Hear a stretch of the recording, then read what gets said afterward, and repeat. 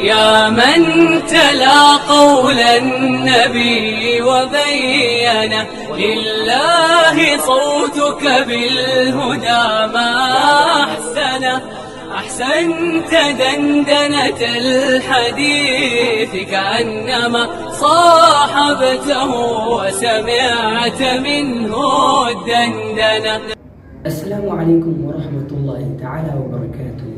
أصحابتي شرفت له وأنا سلام يا سلام كدب أنتوا كحرين كنال كيني شبيرو فضلا هداتكم عصوبة هاي كنال كينا سبسكرايب نوصل لايك شير كومنت وحبها كتير إن شاء الله واحد كيلي دوتن برنامج أدبر. والسلام عليكم ورحمة الله تعالى وبركاته. كسر هذا الفيديو السلام عليكم ورحمة الله تعالى وبركاته. أنتوا كحرين كنالك شبيرو والسلام يا سلام كدب maanta waxaa ila jooga saaxiibkay walaalkay Maxamuud Cusmaan Abu Xamqala. marka Maxamuud soo dhaw kanaalkayga kusoo dhaw. marka maanta asxaabta maxaa u tala gashay oo noo haysa marka fadlan tafadal. waa mahadsantahay akhi. anaga horta haddaa lii dhaho aniga ama gruubkeena maxaa asxaabta ugu talagalsan tahay ma ahan wax baraanka la yiraahdo iyo waxyaalahaas wax ka fadli badan ayaan dadku u sheegnaa. sax waxyaalaha ka fadli badan wax kale ma ahan aaya min aayaati illaahi ama xadiis min axaadiis rasuul sallallahu alayhi wasallam.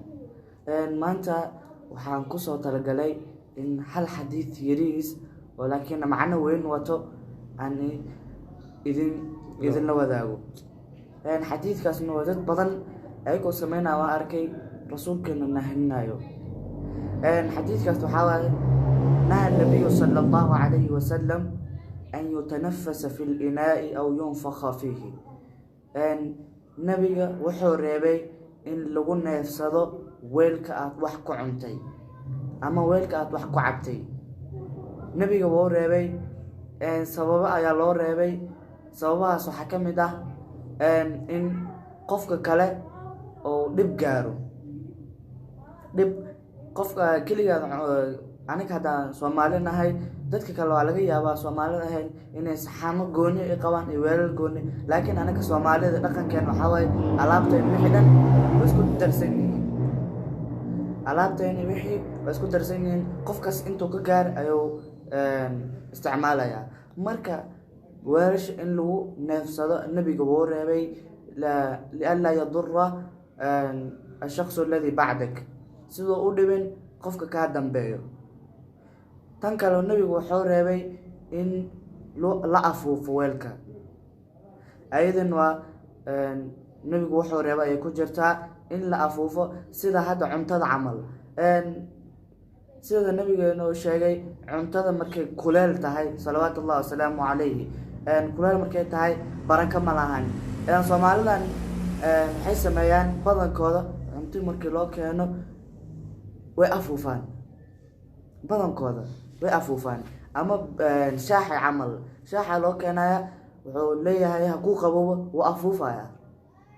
marka kaas cuntada la afuufo iyo waxaa cabays in la afuufo nabigu wuu reebay. sababan waa loo reebay. sababin waxaa ka mid ah in qofka ay dhibto.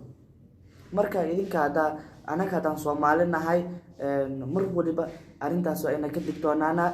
maxaa yeelay waxaa naga reebay afdalul khalqi wa ashraful anbiyaa'i wa afdalul mursaliina ayaa naga reebay sallallahu alayhi wasallam. marka waa ina ka reebtoonaataan aad iska ilaalisaan in la afuufo weelkaad wax ku cabaysid ama wax ku cunaysid. in aad ku neefsato weelkaa wax ku cunaysid ama weelkaa wax ku cabaysay. intaas ayaan kusoo talgalay maanta. xadiis yar oo laakiin qiimo leh waaye qiimo leh. in badan waa la arkaa dadka sameeyaan arrintaasi. marka idinkoo raalli ah rasuulkeen waa kan uu nahyinayo oo naga reebayo ka reebtoonaada insha allah. hadduu idin soo gaaro xadiiskan ha lagu dhaqmo. waxaa ugu xun wax kusoo gaaray aadan ku dhaqmin. marka aniga kaama reebooyo waxaa kaa reebo rasuulkeena salawaatullahi wasalaamu calayh. marka ka reebtoonaaw insha allah. waxaan ka rajeynaa inaad sii sheer gareysaan walaalkeena aad subscribe aad u saartaan, like-na video kasta aad u saartaan, commentigan waxaa rabtiin kala soo wadaagi kartiin oo dhinaca diiniga ah. Dhinaca kale anaga waxaa waaye kama hadalno oo shaqadayna ma ahan. alxamdulilah ilaahay diinta nagu manaysta. marka khayr ayaan rajaynayo, barwaaqo ay waad mahadsan tahay. waxa kale aan ku darsanay malahan. jazaaka allahu khayran jazaa. intana kusoo kaweynaa. asalaamu calaykum waraxmatullaahi wabarakaatu.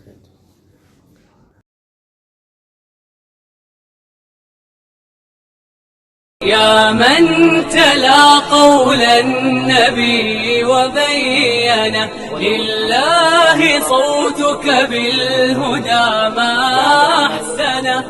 أحسنت دندنة الحديث كأنما صاحبته وسمعت منه الدندنة.